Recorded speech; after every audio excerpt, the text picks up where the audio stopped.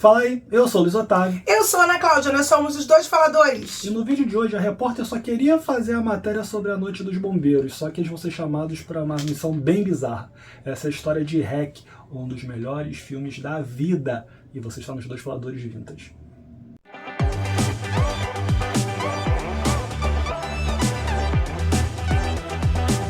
Fala, gente linda, já se inscreveu no nosso canal? Se você não inscreveu, corre. Não corre não, só estica o dedo. Se inscreve agora, só apertar inscreva-se, toca o sininho limitadinho para receber notificações de vídeos novos.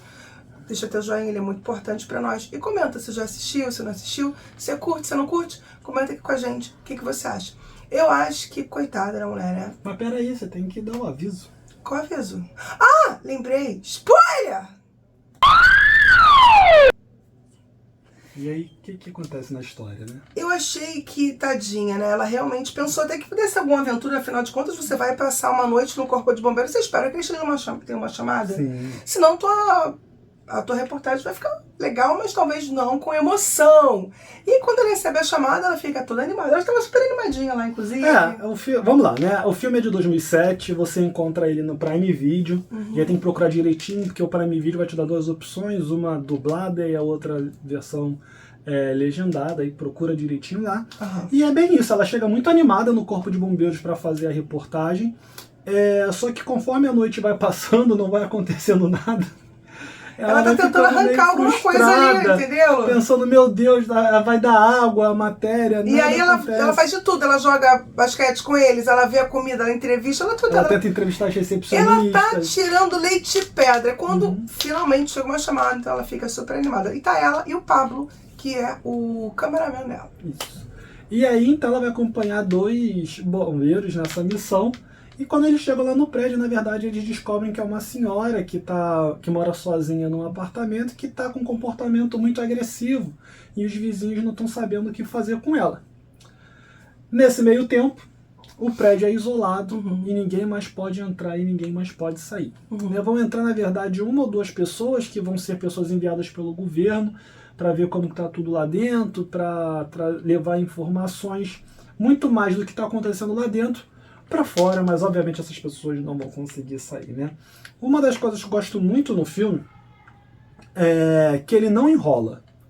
Assim, ele quer que no início ele quer que você sinta esse marasmozinho que ela tá sentindo de que nada tá acontecendo, mas quando eles chegam no prédio, as coisas acontecem e eles não ficam fazendo rodeio.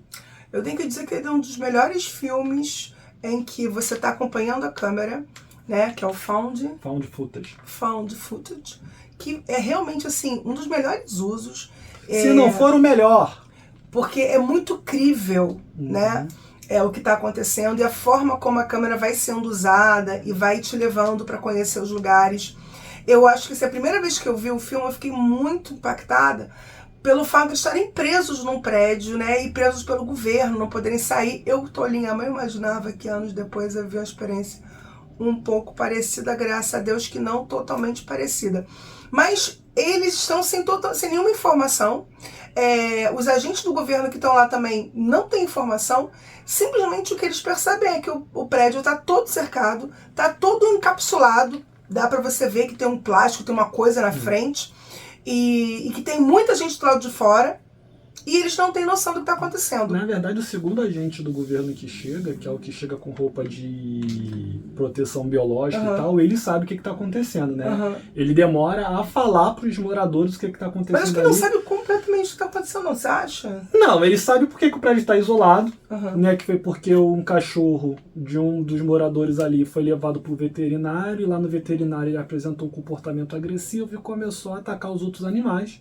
E quando eles foram investigar, eles descobriram que o cachorro morava naquele prédio, e aí eles isolaram porque pareceu ser o foco de uma epidemia de raiva muito maior do que é acostumado a encontrar nos animais. Apesar do filme não trabalhar os seus personagens secundários, eles têm um peso e importância. Você sente quando alguma coisa acontece com eles, apesar de você não saber muito sobre cada um deles ali. O filme não perde esse tempo, até porque está acontecendo muita coisa ao redor, para ele de repente parar e te contar qual é a historinha daquele personagem para você se apegar. Mesmo assim, eu acho que o impacto do que acontece ali dentro Sim, porque vai te levando ao susto. O filme é cheio de plot twist, é cheio de jumpscare e cheio de situações que você fica, meu Deus! Porque o que acontece? Em dado momento, eles querem fazer só uma matéria, né? A repórter quer fazer só uma matéria sobre a rotina dos bombeiros, começa a fazer uma matéria denúncia dos moradores que estão presos dentro do prédio. E aí, nesse meio termo, ela começa então a entrevistar alguns moradores. E essa parte, apesar de ser uma parte que você não vai ter tanta ação assim, serve para você ir encaixando algumas peças. E ela é rápida. É rápida, mas é muito boa. A conversa dela com os moradores, ela tendo que lidar com a criança e a mãe da criança. Aí você tem lá o cara que morava com a mãe, que claramente é xenófobo. Aí você tem os orientais. Aí tem os dois casais mais velhos que eles não deixam tão explícitos assim a xenofobia, mas que num dado momento eles apontam para os orientais, porque eles ficam com a porta aberta. E por que fica com a porta aberta? Eles vivem falando e gritando. Então, o filme vai usar isso para trazer elementos e traços da rotina. Não, e acham que a doença aí. tá vindo deles, Sim. né? Mal sabiam eles, né? E aí se descobre que tá vindo do cachorro da garota. E garota essa que está com amidalite. Tem uma garotinha que tá sempre doentinha no colo da mãe, caidinha, assim, bem aquela criancinha dodózinha mesmo, que tá abraçadinha com a mãe, bem caidinha. E ela tá ali naquele meio ali. Mas eu acho que essa forma como eles fizeram, de novo, a ideia da reportagem, a ideia de como tudo flui, e a ideia dela, de como ela se movimenta em torno dos personagens, é muito legal. E é rapidinho, porque tem muita coisa acontecendo. E muita coisa para acontecer. E ela consegue fluir, e eles também respondem muito bem. Outra coisa também que é muito legal nesse filme é a química de todo mundo. Parece todo mundo muito bem ensaiado, muito cronometrado, mas não dá para você ver que tem ensaiado. Não sei explicar. É tão bem síncrono, é tão bem que você fala, cara, realmente parece que tá acontecendo aquilo ali de verdade. Mas ao mesmo tempo você sabe dar um trabalho danado de fazer aquilo ali. Então os atores como um todo estão muito bons. Os efeitos especiais, a maquiagem também é muito boa. Funciona muito bem. E no começo, a primeira vez que eu vi o filme, eu confesso, até porque não estava tão em moda ainda, eu não tinha entendido que era um filme de zumbi. Eu pensava que a velha estava simplesmente possuída pelo demônio. A primeira velha que aparece. Até porque tinha muitos símbolos religiosos, muita coisa que talvez pudesse envolver uma possessão demoníaca. Né? Até tem umas pistas que vão te levar para esse pensamento, que é meio para te criar um plot twist depois você entender, né?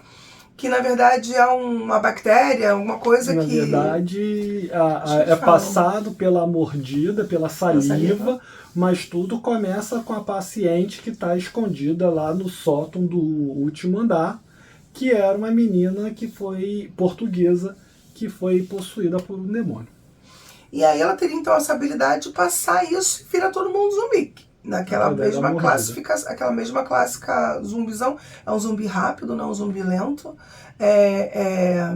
Com muita força física, com muita ferocidade e que vai para cima da galera. E eles estão contidos num prédio antigo de apartamentos. Tudo escuro, porque a luz fica caindo e voltando. Que por mais que às vezes os prédios mais antigos são um pouco maiores do que os modernos de hoje em dia, é ainda um lugar contido. E que eles não têm acesso a fazer nada. E nem tem como pedir socorro para ninguém. E eles vão sendo cada vez mais, e cada vez quanto mais alguém se transforma, menor fica o espaço deles, menor fica a possibilidade de viver deles, né? E isso vai se dando de uma forma muito vertiginosa, assim, o filme, e ao mesmo tempo ele não fica assim, desesperado, não, é um filme vertiginoso. Você entende o que está acontecendo. Ele é rápido, mas você consegue acompanhar e você vai junto com eles nessa sensação. E é 1h18 só de filme, né? O que ajuda muito. Eles não enrolam. E não tem barriga, não tem blá blá blá, não tem trilha sonora triste pra você chorar a morte de ninguém, não dá tempo de você lamentar a morte de ninguém, porque você pode ser o próximo. Se manda dali, se mexe, se move. E isso é muito claro no filme. E você tem então o final do filme, que é um dos finais mais tensos do cinema de terror moderno, que é quando eles chegam então no último andar, né, no último apartamento, porque eles estão desesperados procurando um lugar para poder escapar do prédio. E aí eles chegam então na casa do padre que estava estudando a garota que foi possuída. E aí a gente descobre Primeiro a gente descobre que tinha uma criança lá. Que deve ser filha da possuída com o padre. Isso eu não sei. Ah, não duvido. Isso eu não lembro o que o 2 fala. Não lembro. Porque o 2 vai aproveitar melhor essa ideia Do padre, da relação de possessão, e são muitas crianças, não são apenas uma. Eu acho que essas crianças, na verdade, foram outras crianças que começaram a ser acometidas e o padre começou a estudar. Mas isso eu realmente não lembro. E tem a primeira lá, a primeirona, que é uma figura toda magricela, com a boca toda aberta, super agressiva. Você só vê ela pelo... Mas eu já tá falando 2. Não, eu tô falando do primeiro, tá. Da garota lá, que você só consegue ver com a câmera de visão noturna, então é tudo mais claustrofóbico ainda, porque você não consegue enxergar tudo, muitas das vezes você só ouve o barulho dela se mexendo, até que ela consegue perceber que tem mais alguém ali no apartamento e ela começa a atacar. E aí você tem a cena clássica realmente da jornalista sendo puxada para o escuro, e o filme acaba repetindo uma frase dela falando: Paco, grave tudo, tenha certeza que você está gravando tudo, ou algo do tipo. E aí o filme acaba. Eu comecei dizendo que era um dos melhores filmes da vida, Ana Cláudia fez cara de pouco caso, mas reforço, é um dos melhores filmes de zumbi que tem, é um dos melhores filmes de found footage que tem, é um dos melhores finais de filme de terror que tem 3 melhores, um dos melhores, se torna um dos melhores filmes da vida. Uhum. E 1h18. Sim. Não vai tentar refutar? Não, eu gosto muito do filme, mas eu não sei se ele é um dos melhores, assim, eu gosto muito do filme, eu fiquei muito impactada a primeira vez, achei incrível, eu acho que depois, assim, ele vira uma franquia, óbvio, né? O 2. Por mais que se perca um fôlego e os outros não se comparem ao primeiro, não são uma franquia fraca como um todo. Não, o 3 é horroroso. O 3 é o do casamento? É o do casamento. O 2 é maneiro, porque, mas, apesar dele se perder abaixo do 1, o REC 2 Possuídos, ele é interessante porque ele vai mostrar que enquanto estava tendo a confusão, todo um grupo de garotos resolveu invadir o prédio para ver o que estava acontecendo. Então, em vários momentos, você vai ter várias câmeras, que são as câmeras que os garotos estão usando para ver, e aí você já tem essa ideia da possessão mais trabalhada. Quem vai entrar no prédio como um agente do governo vai ser um padre. Então você tem alguns elementos ali bem interessantes. Tem um trocinho ali que eu não gosto no 2, para dizer a verdade. O 3 já é o casamento, que aí eles já abraçam a galhofa de um jeito que destoa muito dos outros dois. Ele até faz uma menção ao primeiro filme, porque um dos convidados do casamento trabalha na veterinária. E aí ele comenta, inclusive, que foi machucado por um cachorro que chegou mais agressivo. Então, se você vem acompanhando, tu sabe do que ele está falando. O final, assim, a ideia de final do 3 é interessante, mas o finalzinho me perde totalmente. Ele me perde ao longo do filme. Essa ideia que ele tem é interessante, mas aí no final perde totalmente. E o 4 se passa num navio, se não me falha a memória, esse que é o 4. Você tem a volta da repórter do primeiro, menos lembro. Do primeiro e do segundo, mas aí você já perdeu a ideia do found footage totalmente. Você tem só uma gravação normal e eles num barco tentando estudar a repórter, mas aí o demônio já está possuindo outras pessoas. É melhor do que o 3, mas está muito aquém do 2 e mais ainda do 1. Né? Então foi uma franquia que infelizmente foi decaindo muito ao longo do tempo. Tem um remake norte-americano que eu lembro pouco, mas eu acho que a ideia é muito igual, na verdade. É até com a mesma atriz que fez O Exorcismo de Emily Rose, a não sei que lá, Carpenter. Eu não entendo a mania do americano fazer eu entendo que às vezes filmes de outros países para entrar no mercado americano é muito difícil, eu entendo, mas ao mesmo tempo esse tipo de coisa só reforça essa questão. Então, às vezes, eu acho que deixa a galera então assistir mesmo, só vai ter esse, porque essas refilmagens que eles fazem ficam sempre, normalmente, aquém do primeiro e acaba não trazendo a experiência realmente real que a pessoa poderia ter nesse filme, se abrir para uma nova cultura, uma nova forma de fazer. Até porque, assim, como esse passa na Espanha, a reação dos personagens é também frenética, porque o cinema espanhol, né, geralmente você tem personagens muito frenéticos, sanguíneos. é sempre com muita emoção, tudo que eles vivem é muito intenso. O próprio componente religioso na Espanha é mais forte nas produções do que nos filmes norte-americanos. E isso fica tudo muito naquilo ali. E até a gritaria que dá, gente, tem uma hora que a defesa tá abaixo, tá muito alto. Não é que eu tava alto, é tanta gritaria, tanto desespero, tanta gente gritando, tanta loucura. E o monstro grita, as pessoas gritam. Uma loucura. Né? E é bom dizer que o bombeiro, às vezes, encara os zumbis no murro, né? Tem uma hora que a velha vem em cima dele, ele dá com a arma nela, e tem outra hora que vem um outro zumbi em cima dele, ele vai no murro, meu. Buf, e tu sente assim a pancada. Buf. É isso aí. Enfim, o cinema espanhol. Quem tá acostumado a assistir, quem já tá aqui no nosso canal há um tempo, a gente volta e meia tá sempre comentando sobre alguma coisa da Espanha que a gente assiste, Então, a gente curte muito. comigo que é um dos melhores filmes que tem. É um dos melhores, mas é que é um dos melhores, mas não da vida, não, é um dos melhores filmes de terror que tem. De zumbi, pouquíssimos são melhores. De zumbi, pouquíssimos são melhores. É isso, se você chegou até aqui e você não curtiu esse vídeo ainda, não comentou, meu Deus, tô esperando o quê? Curte logo esse vídeo. Escreve aqui, comenta. filmes de zumbi melhores do que esse. E eu não quero assim, tal filme é um clássico.